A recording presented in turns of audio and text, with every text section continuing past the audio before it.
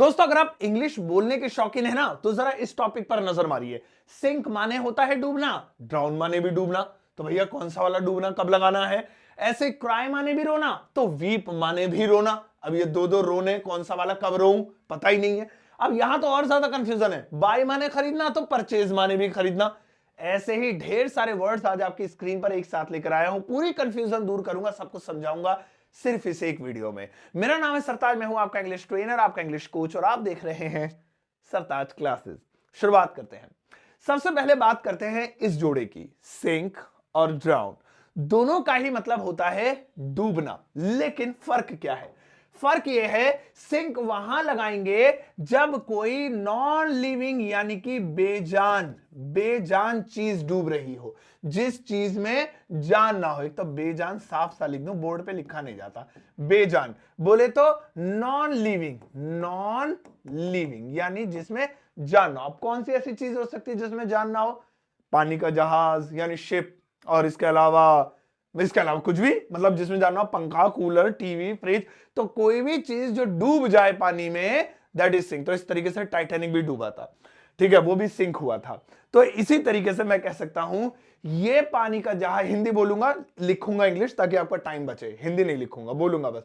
ये पानी का जहाज डूब सकता है। आपने किसी पानी के जहाज को देखकर कहा ये पानी का जहाज डूब सकता है, तो कैसे बोलेंगे?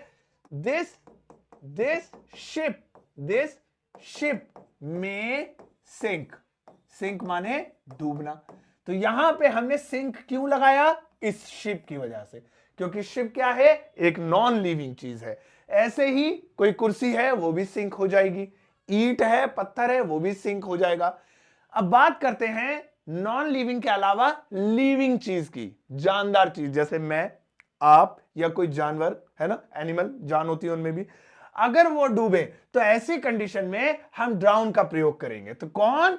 जानदार। जानदार बोले तो लिविंग, हो बोले तो लिविंग, LIVING, लिविंग। चलिए, जैसे मैं डूब जाऊंगा, वह डूब गया, तुम डूब सकते हो, तो इन सभी के लिए ड्राउन। तो मैं कह सकता हूं वह डूब रहा था, he was drowning, he was drowning. ये देखिए, वह डूब रहा था। तो ये ड्राउन शब्द क्यों यूज किया मैंने? ही की वजह से, क्योंकि ही क्या है? लिविंग चीज है, जानदार है। तो जो जानदार हो उसके लिए ड्राउन, और जो बेजान हो उसके लिए सिंक। पहला कॉन्सेप्ट। अब बारी आती है क्राई और वीप की। दोनों का मतलब होता है रोना। हम सबसे पहले वीप का इस्तेमाल करते हैं। वीप का मतलब क्या होता है? वीप का मतलब होता है ऐसा रोना जिसमें आंसू तो हो, जिसमें आंसू तो हो। या आंसू बना दिया यार, मुझसे बनाने भी नहीं आ रहे, चलो बनाए ना ही बनाओ तो अच्छा है। कम आवाज में रोना, एक तरीके से कम आवाज में रोना।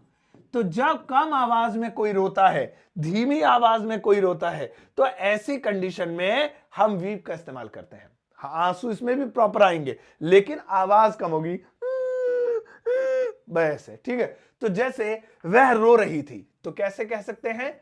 She was weeping, she was weeping.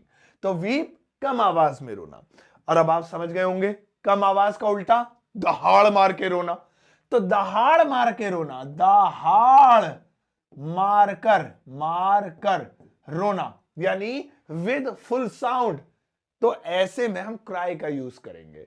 जैसे तुम क्यों रो रहे हो इतनी बुरी तरह से, दहाड़ मार मार के। या बच्चे के ऊपर एग्जांपल लेते हैं, बच्चे जो होते हैं वो दहाड़ मार के ही रोते हैं। तो मैं कह सकता हूं बच्चा रो रहा था, एक बच्चा, अ बेबी वाज क्राइंग। क्योंकि बेबी कभी भी चुपचाप तो रोते नहीं बेचारे, जोर जोर से रोते हैं जब सारे इकट्ठे हो जाए। तो इसलिए बेबीज वगैरह के लिए क्राई शब्द यूज होता है। क्राई का एक और मतलब होता है दोस्तों, चिल्लाना। चिल्लाना ये भी होता है, इसका मतलब चिल्लाना भी होता है, क्योंकि दहाड़ मार के रोना तो चिल्लाना ही हो, एक तरीके से चिल्ला चिल्ला के रोना। तो इसलिए इसका दूसरा मतलब चिल्लाना भी रखा गया है। अब बात करते हैं अगले वाले की, वो है बाय एंड परचेज। अब देखिए, दोनों का ही हिंदी में मतलब है खरीदना। बाय माने भी खरीदना, परचेज माने भी खरीदना। ज्यादातर लोग इसको लेकर बहुत कंफ्यूज होते हैं, कब बाय लगाएं कब परचेज। अब ध्यान से सुनिएगा, यहां पे बाय और परचेज को लेकर असल में दो थ्योरीज हैं। इस बारे में दो अलग अलग राय हैं, दोनों बताता हूं। सबसे पहली राय तो ये होती है कि जब हम कोई चीज शॉर्ट टर्म के लिए खरीदते हैं, शॉर्ट टर्म के लिए, शॉर्ट टर्म यूज, है ना, जिसका बहुत शॉर्ट टर्म के लिए यूज हो, जैसे सब्जी खरीदी, खाई, खत्म, है ना। ऐसे ही जो है कपड़े खरीदे, मतलब लॉन्ग टर्म नहीं है, मतलब कपड़े तो खैर लॉन्ग टर्म कहते हैं लेकिन ज्यादा लॉन्ग टर्म नहीं है, तो ये एक शॉर्ट टर्म पीरियड के लिए है, तो उसके लिए हम बाय का प्रयोग करेंगे। जैसे मैंने सब्जी खरीदी, तो कैसे कहूंगा, आई बॉट। अब बाय की सेकंड फॉर्म का इस्तेमाल कर लिया मैंने, buy bought bought, I bought vegetables, I bought vegetables, तो मैंने बाय का प्रयोग किया। क्यों? क्योंकि थ्योरी कहती है, एक पहली थ्योरी कहती है कि बाय का इस्तेमाल उन चीजों के लिए जिनका यूज शॉर्ट टर्म के लिए हो, और उसी थ्योरी में लॉन्ग टर्म यूज के लिए अगर कोई चीज है, long term use, long term use, जैसे कार, बाइक, प्रॉपर्टी, तो ये लंबे समय तक चलती है जरा, है ना, 5 साल एटलीस्ट तो चल जाती है बाइक वाइक कार वार, तो 5, 10 साल, 15 साल, और प्रॉपर्टी लाइफ टाइम। तो ऐसे में हम परचेज का प्रयोग करेंगे। जैसे मैं एक कार खरीदूंगा, तो कैसे हो जाएगा, आई विल परचेज, आई विल, अब यहां पे परचेज का प्रयोग करेंगे, आई विल, अब भैया परचेज, है ना, आई परचेज अ कार, मैं एक कार खरीदूंगा।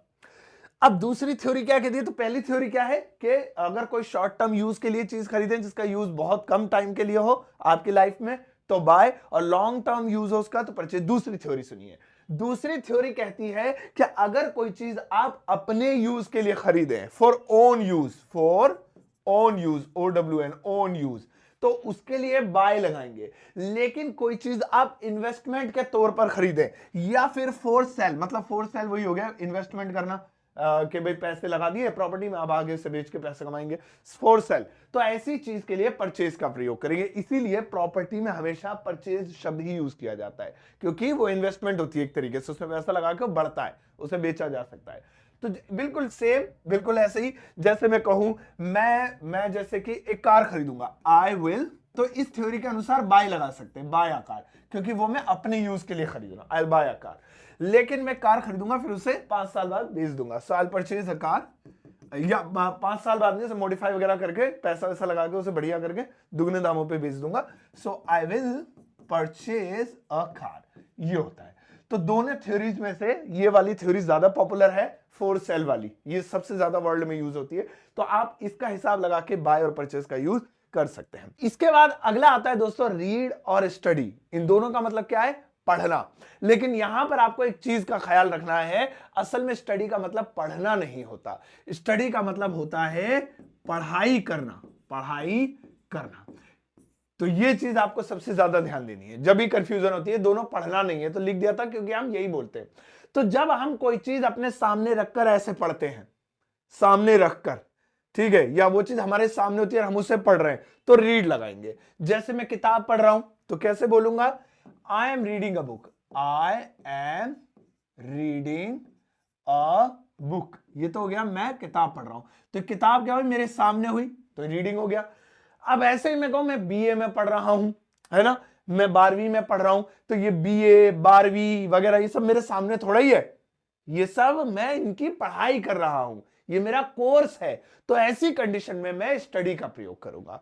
तो जैसे मैं इस कॉलेज में पढ़ रहा हूं, मैं इस कॉलेज में पढ़ रहा हूं, तो कैसे कह सकते हैं, या इस स्कूल में पढ़ रहा हूं, आई एम रीडिंग नहीं, I am studying, I am studying in this school, मैं इस स्कूल में पढ़ाई करता हूं, पढ़ता हूं, ऐसे होगा। रीड का मतलब क्या हो जाएगा, कोई किताब लेके चला जाता हूं, अंदर पढ़ता हूं बैठ के, तो मतलब वो अलग सा कॉन्सेप्ट हो गया थोड़ा, आप अगर डीपली सोचेंगे तब वो गहराई से समझ में आएगा। तो किसी चीज की पढ़ाई करना, जैसे मैं हिस्ट्री पढ़ रहा हूं, तो पढ़ रहा हूं, पढ़ाई नहीं कर रहा हूं उसकी, बस पढ़ रहा हूं मजे के लिए, सो आई एम रीडिंग। और मैं हिस्ट्री की पढ़ाई कर रहा हूं, हिस्ट्री के बारे में सारी जानकारी इकट्ठा कर रहा हूं, सो ये क्या होगा, आई एम स्टडिंग, स्टडी कर रहा है। अब इसके बाद आता है अगला कॉन्सेप्ट फूड और मील का। यहां बहुत सारे लोग गलती करते हैं ये फूड और मील में, दोनों का ही हिंदी में मतलब है खाना, है ना, खाना, जो एक तो होता है खाने का एक्शन, काम, वो ईट कहलाता है, ये सामान है, चीज खाने की, खाना रखा हुआ है, तो इसे फूड भी कहेंगे, मील। लेकिन कौन सा कब लगाना है, देखिए दुनिया में जितनी भी खाने की आइटम्स हैं, जितनी भी खाने की आइटम्स हैं, दूध हो गया, है ना, सेब हो गया, या केले हो गए, या आम है, या सब्जी है, दाल है, चावल है, सब खाने की आइटम है ना, ईट करने के लिए है, इन सब को फूड कहेंगे। जैसे खाना मत बर्बाद करो, तो खाना मत बर्बाद करो तो कैसे बोलेंगे हम लोग? डोंट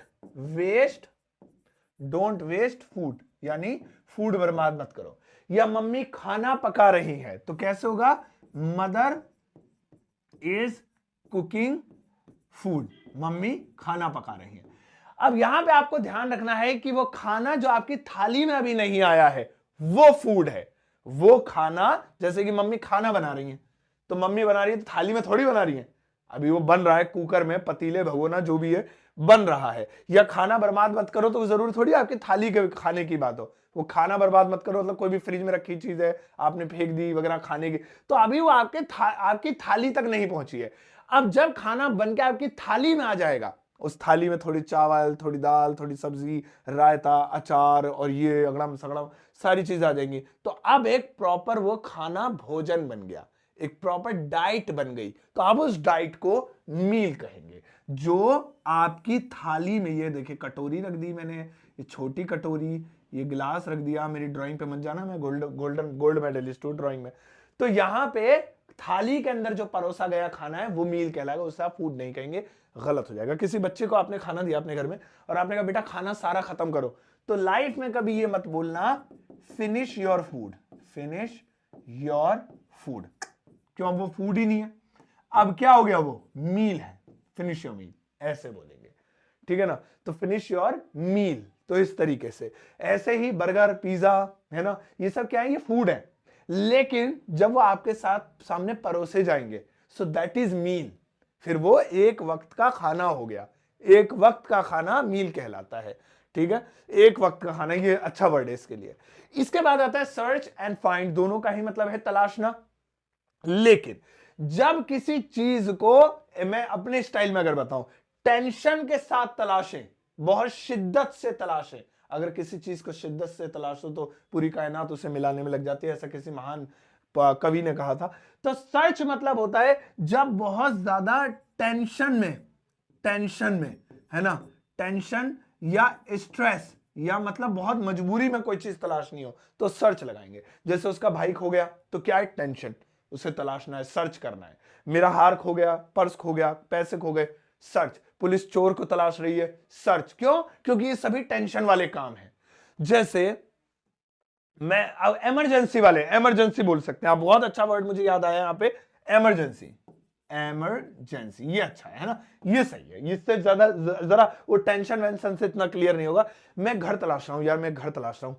और अब कैसे तलाश रहा? अगर इसने बोल दिया आई am searching a house, I am searching a house, तो समझ जाना सर्च का मतलब है बहुत इमरजेंसी है भाई, बहुत, या तो कोई घर वर खो गया है इसका जो तलाश रहा है, हमें घर तलाश रहा हूं यार वो मिल जाए बस, तो इमरजेंसी वाला काम। वहीं अगर हम बात करें फाइंड की, इसके बाद मैं आपको हिंदी का सेंटेंस दूंगा, बनाकर जरूर जाइएगा, तो प्लीज ये नहीं कि जल्दी से भाग जाओ, आप यहां तक आ गए हो, बहुत होनहार हो, रीले छोड़ के आप पढ़ रहे हो, सोचो। अब फाइंड का मतलब, तो ये तो गई इमरजेंसी, ये है नॉर्मल कंडीशन, ठीक है ना। यानी अरे यार एक नौकरी तलाश रहा हूं बढ़िया से, कोई बड़ा, अभी तो आराम कर रहा हूं घर पे, छुट्टी उट्टी करेंगे बढ़िया, नौकरी वोकरी कोई हो तो बताना। तो आई एम फाइंडिंग अ जॉब, तो यहां पे कोई इमरजेंसी नहीं है। ऐसे ही अरे यार मेरा जो है मोबाइल रखा था, देखो अभी इमरजेंसी नहीं है, गौर सिचुएशन पे देखिएगा। जैसे यार मोबाइल रखा था मेरा, कहाँ है यार मोबाइल, ढूंढ रहा हूं मैं अपना, तो टेंशन नहीं है बंदे को क्योंकि घर में ही तो होगा। I am finding my mobile, अब यार मेरा मोबाइल कहाँ खो गया, ढूंढो, I am searching my mobile. तो tension, emergency, search, normal life, find का एक फ्रेजल वर्ब भी है लुक फॉर, तो वो भी कम टेंशन नॉर्मल लाइफ के लिए होता है, ये है पर टेंशन के लिए। तो यहां पे हमने ढेर सारी चीजें सीखी दोस्तों, आई होप आपको मजा आएगा। अब एक सेंटेंस देता हूं मैं, तो यहां पर ज्यादा नहीं, बस एक सेंटेंस लिखा हुआ है, इसकी इंग्लिश ट्रांसलेशन आपको इस वीडियो के कमेंट सेक्शन में लिखनी है। बड़ी आसान सी चीज है, करके जाइएगा, ये मत सोचिएगा अरे आसान सा है कौन करे, करिएगा। इस वीडियो कमेंट सेक्शन में। आप मुझसे व्हाट्सएप पे जुड़ सकते हैं, सिंपल है, लिंक वीडियो के डिस्क्रिप्शन बॉक्स में, क्लिक कीजिए, मुझसे व्हाट्सएप पे जुड़ जाइए। फ्री में ढेर सारी चीजें आपको मिलती रहेंगी, जैसे पीडीएफ, पिक्चर्स या फिर नोट्स वगैरह, इंग्लिश स्पीकिंग से रिलेटेड सारी चीजें। इसके अलावा आप डाउनलोड कर सकते हैं मेरा एप्लीकेशन ग्रामर वाला, जहां पर भी ढेर सारी चीजें आपको फ्री में मिल जाएंगी। ये एप्लीकेशन प्ले स्टोर पर अवेलेबल है, लेकिन वहां पर एक पेड कोर्स भी है। पेड इसलिए क्योंकि इसे बनाने में मेहनत लगी है, ज्ञान पहुंचा रहा हूं आप तक, तो जो मतलब लाइट, बिजली, उसको बनाने के लिए एनर्जी जो है, फ्यूल, सब खर्च होता है। तो एक छोटी सी कीमत 299, इतनी नहीं देनी है। इसको खरीदते टाइम अगर आप एक कोड लगाएंगे SS50, तो ये 299 आधे हो जाएंगे, बस आपको हाफ पेमेंट करनी है, पूरा कोर्स आपका हो जाएगा। ये कोर्स वो लोग बिल्कुल ना लें जिनको थोड़ी बहुत भी इंग्लिश आती है, क्योंकि इसके अंदर बेसिक स्ट्रक्चर समझाया गया है। लेकिन अगर आपको बिल्कुल इंग्लिश नहीं आती तो आप इसे ले सकते हैं, ये आपके काम आएगा। और मेरी किताब अमेजॉन, फ्लिपकार्ट पर अवेलेबल है, जिसे आप घर बैठे इंडिया के किसी भी कोने में COD पर मंगा सकते हैं। ये सारे जरूरी लिंक आपको वीडियो के डिस्क्रिप्शन बॉक्स में मिल जाएंगे। अब जाओ इस वीडियो को सबके साथ शेयर करना, चाहते एक प्यारा सा लाइक देकर जाना।